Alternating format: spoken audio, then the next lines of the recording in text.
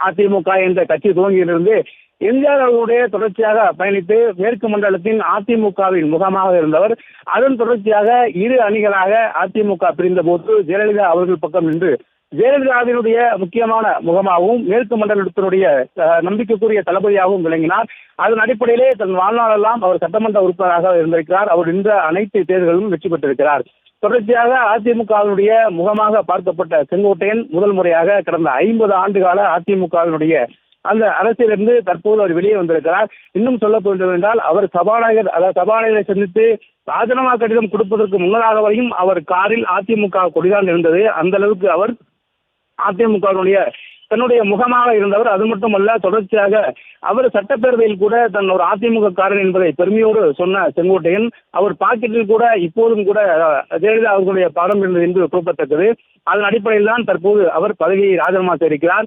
இன்று மாலை விஜயை சந்தித்து அவர் தாவேகாவில் இணைய இருப்பதாக தகவல் வருகிறது. அதன் அடிப்படையிலே தன்னுடைய அரசியல் பயணத்தை நீண்ட நெடிய அதிமுகவுடையான தன்னுடைய அரசியல் பயணத்தை முடித்துக் கொண்டு புதிதாக கட்சி ஆரம்பித்த விஜயனுடைய கட்சிக்கு சேர்ந்திருக்கிறார். இதன் மூலம் ஒரு மூத்த தலைவர் தாவேகாவுக்கு கிடைத்தாலும் ஒரு மூத்த நிர்வாகி அதிமுக இழந்திருக்கிறது என்றுதான் அரசியல் விமர்சகர்கள் பார்க்கப்படுகிறார்கள். செங்கோட்டையனுக்கு பின்னாடி 5000 பேரோ 1000 பேரோ திரண்டிருக்க மாட்டார்கள் என்று ஒரு பக்கம் இருந்தாலும் கூட ஒரு மேற்கு மண்டலத்தின் முகமாகவும் அதிமுகவினுடைய முகமாகவும் இருந்த செங்கோட்டையன் அந்த கட்சியிலிருந்து விலகி தற்போது தாவேகாவிற்கு சென்றிருப்பது மிகப்பெரிய ஆச்சரியத்தை ஏற்படுத்துகிறது. அது மட்டுமல்ல, அவர் தொடர்ச்சியாக எடப்பாடி பழனிசாமி அவர்கள் ஆட்சியில் இருந்தவரை தன்னுடைய எதிர்ப்பை அவர் தெரிவிக்கவில்லை. ஆனால் ஆட்சியிலிருந்து விலகிய பிறகு தொடர்ச்சியாக, அதாவது சமீப காலமாக அவர் தொடர்ச்சியாக பல்வேறு விஷயங்களை கூறியிருந்தார். அனைவரும் ஒருங்கிணைக்க வேண்டும் எனும் ஒன்றிணைய வேண்டும் எனும் தன்னுடைய கருத்துக்களை அவர் கூறியிருந்தார். அப்போது கட்சியில் பல்வேறு சலசலப்புகள் ஏற்பட்டது. ஏனென்றால் எடப்பாடி பழனிசாமி அவர்களை பொறுத்த வரைக்கும் மீண்டும், அதாவது கட்சியை விட்டு நீக்கியவர்களோ கட்சியை விட்டு விலகியவர்களோ மீண்டும் கட்சிக்குள் இணைப்பது என்பது சாத்தியமே இல்லை என்று தொடர்ச்சியாக அவர் கூறிய நிலையில் யாரெல்லாம் எடப்பாடி பழனிசாமி அவர்களால் நீக்கப்பட்டார்களோ, யாரெல்லாம் எடப்பாடி பழனிசாமி அவர்களால் உதாசீனப்படுத்தப்பட்டார்களோ அவர்களையே நேரில் சென்று தற்போது அவர் அந்த ஒரு கூட்டணியை அமைக்க முயற்சித்தார். இந்நிலையில் தான் அவர்களை விட்டு விலகி தற்போது விஜயனுடைய கட்சிக்கு அவர் இணைய இருக்கிறார். ஒரு மூத்த அரசியல்வாதி அனைத்து கட்சியினருமே கொடுத்த திமுக உள்ளிட்ட அனைத்து எதிர்கட்சியினரவே மதித்து பேசக்கூடிய ஒரு பண்பாளராக அதிமுகவின் முகமாக இருந்தவர் தற்போது தாவேகாவிற்கு சென்றிருப்பது அரசியல் வட்டாரங்களில் மிகப்பெரிய ஆச்சரியத்தை ஏற்படுத்துகிறது. அதாவது செங்கோட்டையன் அவர்கள் கட்சியை விட்டு வெளியேறினாலும் கூட அவருக்கு பின்னாடி பல்லாயிரம் ஓட்டுகள் இருக்கும், பல்லாயிரக்கணக்கான தொண்டர்கள் இருப்பார்கள் என்பதை விட ஒரு அதிமுகவின் முகம் கண்டிப்பாக மாறி இருப்பது அதிமுகவுக்கு கண்டிப்பாக மேற்கு மண்டலத்தில் ஒரு பலவாய்ந்த ஒரு தலைவரை இழப்பது என்பது ஒரு பலவீனமான ஒரு செயலாக இருக்கும். அதன் அடிப்படையிலே தற்போது தன்னுடைய கட்சி பதவியை நீக்கிய பிறகு சட்டமன்ற உறுப்பினர் பதவி மட்டும் ஏன் இருக்கிறது என்ற அடிப்படையில் அதிமுகவினுடைய சட்டமன்ற உறுப்பினராக இருந்த செங்கோட்டையன் அவர்கள் தனது ராஜினாமாவை தற்போது சபாநாயகரிடம் சட்டப்பேரவையில் கொடுத்திருக்கிறார்.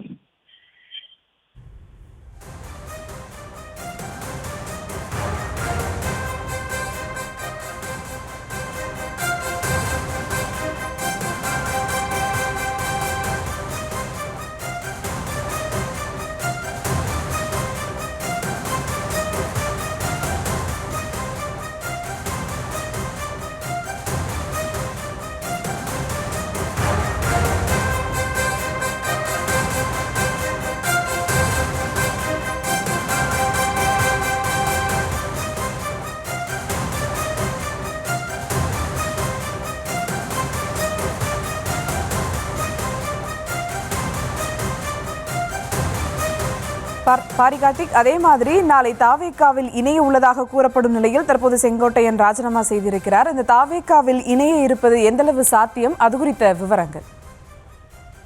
தாவேகாவை பொறுத்த வரைக்கும் தமிழகத்தில் ஒரு மிகப்பெரிய மாற்று சக்தியாக வர வேண்டும் என்ற எண்ணத்தின் அடிப்படையில் ஒரு கட்சியை துவங்கியிருக்கிறார்கள். அவர்களுக்கு செங்கோட்டையனுடைய வருகை என்பது மிகப்பெரிய பலத்தை கொடுக்கும் என்று எதிர்பார்க்கப்படுகிறது.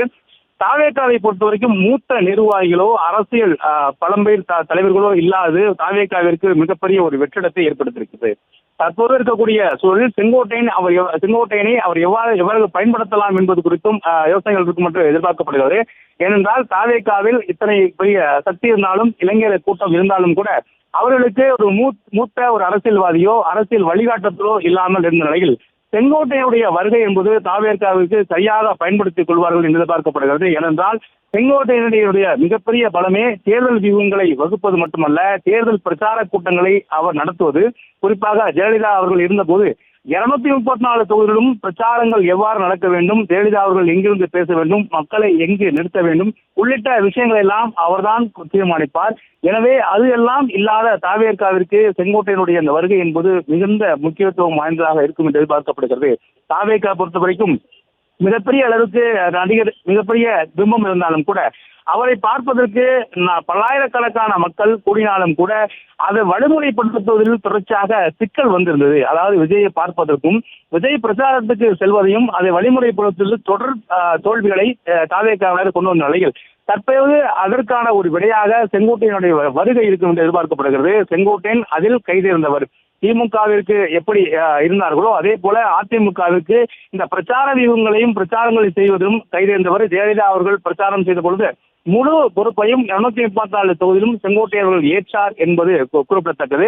அதன் அடிப்படையிலே விஜயனுடைய இந்த பிரச்சாரத்திற்கு முழுமையாக பயன்படுவார். ஆனால் செங்கோட்டையன் ஒவ்வொரு முறையும் சட்டமன்றத்தில் பேசும் பொழுது திராவிட இயக்கங்களை ஒன்றும் செய்துவிட முடியாது, திராவிட இயக்கங்களை இங்கு யாரும் ஒன்றும் பண்ணிவிட முடியாது என்றெல்லாம் கூட தனது இறுதி உரையில கூட, அதாவது கடைசியாக அவர் பேசியது கூட திராவிட இயக்கங்கள் குறித்து கடுமையாக பேசினார். அதாவது திராவிட இயக்கங்கள் குறித்து யாரும் ஒன்றும் தமிழகத்தில் செய்துவிட முடியாது என்றெல்லாம் கூட அவருக்கு கூறினார். இந்நிலையில் தாவேகா அவரை எவ்வாறு பயன்படுத்துவார்கள் என்பது குறித்தும் ஒரு பேச்சு இருக்கிறது.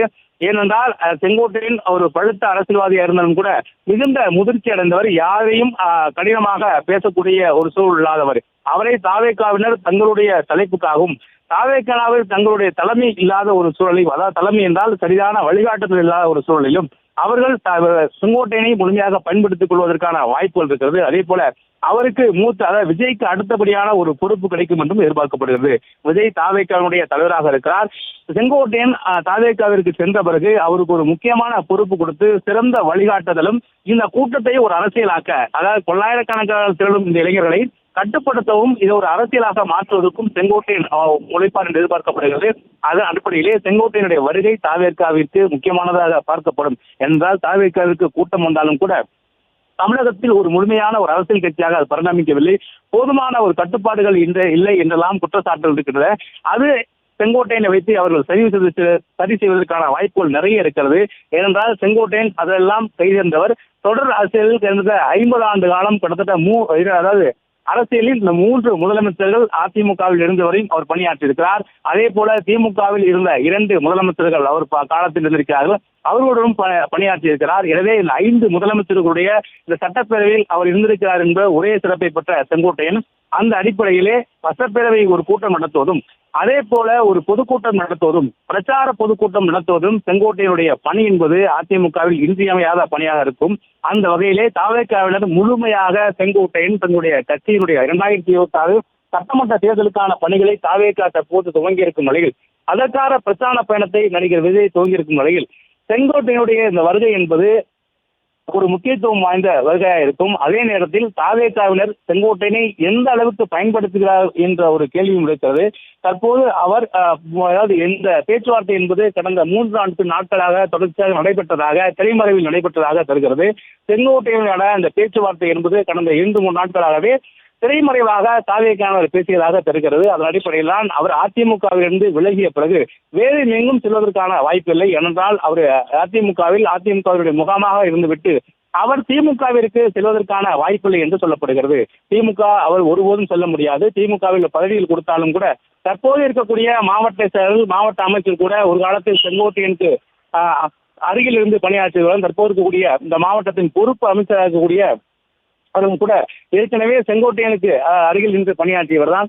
எனவே அந்த வகையிலும் அவர் அந்த பணியை ஈடு செய்ய முடியாது. அதன் அடிப்படையில் தான் தற்போது அவர் தாவேகா சென்றிருக்கிறார். திமுகவிற்கு அவர் செல்வார் என்று ஒரு பேச்சு இருந்தாலும் கூட அவர் திமுகவிற்கு செல்வதற்கான வாய்ப்புகள் இல்லை. ஏனென்றால் இந்த திமுகவில் பொறுப்பு அமைச்சர்களாகவும் மண்டல பொறுப்பாளராகவும் இருக்கிற அனைவர்களுமே செங்கோட்டையின் கீழே பணியாற்றியவர்கள் தான் தற்போது இருக்கும் பொறுப்பு அமைச்சர் முதற்கொண்டு.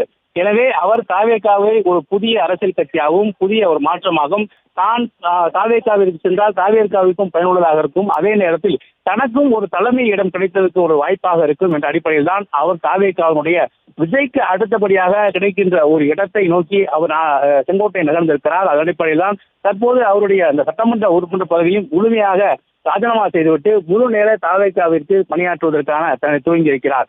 அதிமுகவில் 50 ஆண்டு காலம் அம்மாவின் விசுவாசியாகவும் ஜெயலலிதாவின் விசுவாசியாகவும் பாக்கெட்டில் அவர் புகைப்படம் வைத்த செங்கோட்டையன் அவர்கள் தனது அதிமுக தொண்டரை என்ற அடிப்படையில் அவரை நீக்கியதற்காக மிகவும் வருத்தப்பட்டு பேசினார். 50 ஆண்டு காலாக ஒரு கட்சிக்கு உழைத்து 50 ஆண்டு காலாக ஒரு கட்சியினுடைய கட்சி தான் என்னுடைய வாழ்க்கை என்று உழைத்து அந்த கட்சியிலிருந்து நீக்கப்பட்டேன் என்பது கூட மிக வருத்தத்து கூட நேற்று கூட பேசியிருந்தால் அதன் அடிப்படையிலே அந்த அதிமுகவை எந்த கட்சியை நேசித்தாரோ, எந்த கட்சியை கடுமையாக பாடுபட்டு உழைத்தாரோ, எந்த கட்சி மேற்கு மண்டலத்தின் ஒரு பிரச்சார பீரங்கியாக கொண்டு வந்தாரோ அந்த கட்சியை விட்டு அவர் விலகி தற்போது தாவேகாவில் இணைய இருக்கிறார் என்பது உண்மையில் அதிமுக நிர்வாகிகளுக்கு தான் இது மிகப்பெரிய ஒரு கேள்வியாக இருக்கும். அதிமுகவுக்கு தொண்டர்களுக்கும் ஒரு சற்று ஒரு மன பலவீனமான ஒரு சூழல் ஏற்படுத்தும்.